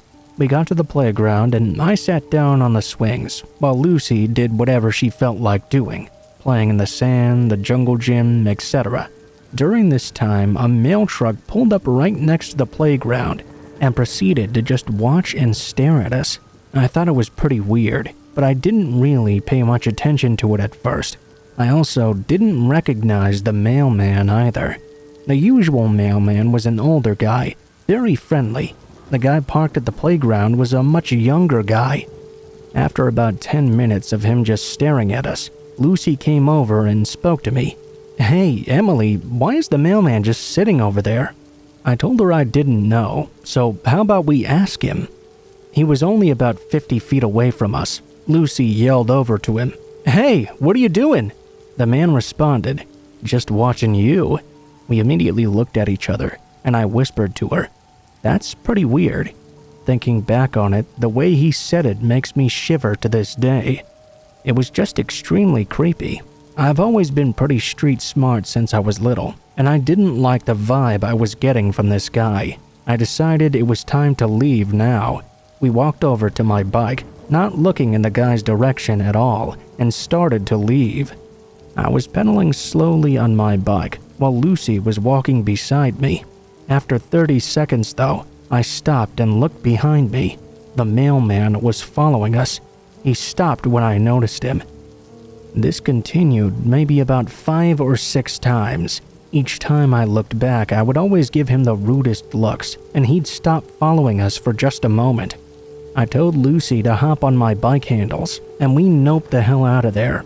I pedaled fast enough to turn on this one corner and go up some random person's driveway and hide behind some bushes without him having seen it.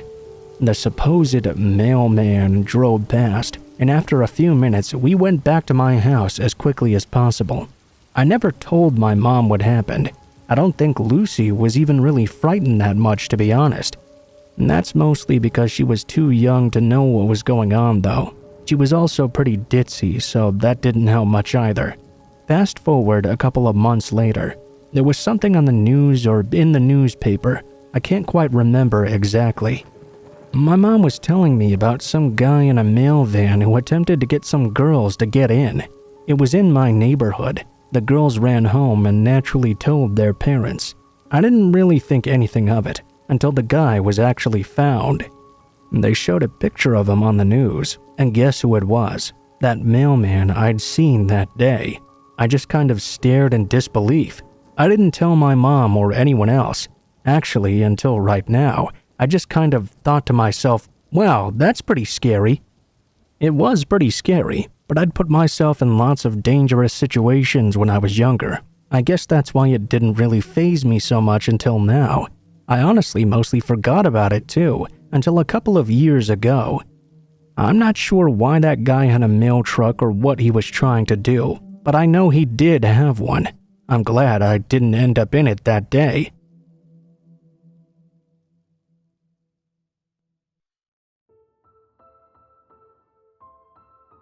What is up, guys? Blue Spooky here. Thank you guys so much for watching, especially if you made it this far to the end of the video. If you liked the video, please be sure to like, share, comment, and subscribe if you feel so inclined. If you have any feedback for me as well, be sure to leave that in comments below the video. If you guys have a story you'd like to send in, or if you'd like to contact me for any reasons, there will be links to my social media in the description below the video, including my Facebook, Gmail, and Twitter accounts. Go ahead and send me a message on any of those, and I'll try to get to you as soon as possible. If you do decide to send in a story, please be sure to include in the tagline what the name of the story is if it has one, what type of story it is if it has one, and how you'd like to be credited in the description below the video. Please make sure to include as much detail as you feel comfortable with, and try to use as much proper grammar as possible to make sure you have the highest chance of appearing in a future video. Overall, I think that's pretty much it for now, guys, so thank you so much for watching, and I hope you guys have a great day.